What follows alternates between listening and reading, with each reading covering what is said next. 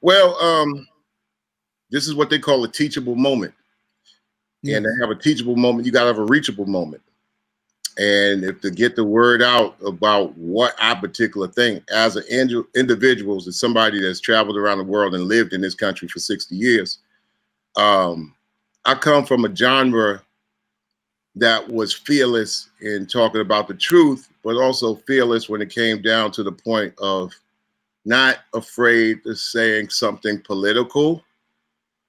And I felt that the narrative of what people say as our art form of hip hop has spun away from us for so long that people felt that they couldn't even relate their definition of it to what the definition of the status quo called it.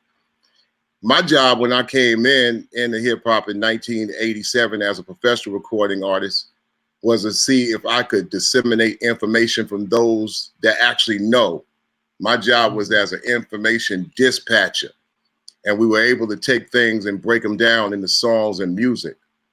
It's not like we wanted to make records for any kind of catastrophe. I mean, to make records, so I'm gonna make a record so I could figure out what actually sparks people during the R&B era, and that's Reagan and Bush.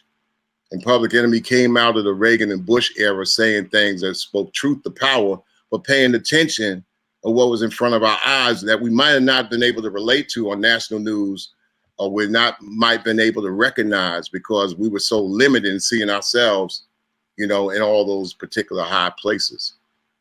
I would say I was definitely helped out by the fact that 1987, I was able to get a passport and leave the United States and connect with the diaspora in other parts of the world to make me look at the United States as this small spot that tried to seriously go around the world and say, we bigger than everybody else. Black folks in the United States, we earned that right to be felt around the world because of the people then that made sure that they fought and struggled. They, and understand, they are we, but we also have to give props to they because they did. 1965, so-called Civil Rights Act. I was 5 years old in the turbulent United States, man. Wow. People at that time, they did.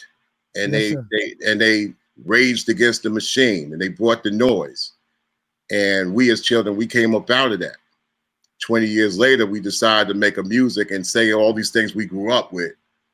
Like I was in third grade, understanding Dr. King. As you're looking at Dr. King, you hear him in the household, he gets assassinated. The Vietnam War is going on.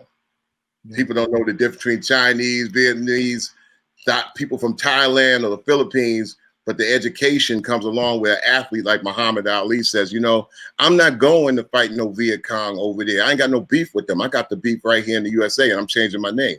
These things had an impact on us as children growing up in the 1960s to be able to go through the 70s and as adults in the 1980s say, we recognize this BS. I can't speak for those that grew up in the 70s and were kind of teenagers in the 80s, but we were there to be able to tell them, this is the area that y'all missed. This is what it was about. And that's how Public Enemy came about. And the key was able to knock all these things that we've seen and knock it into a song.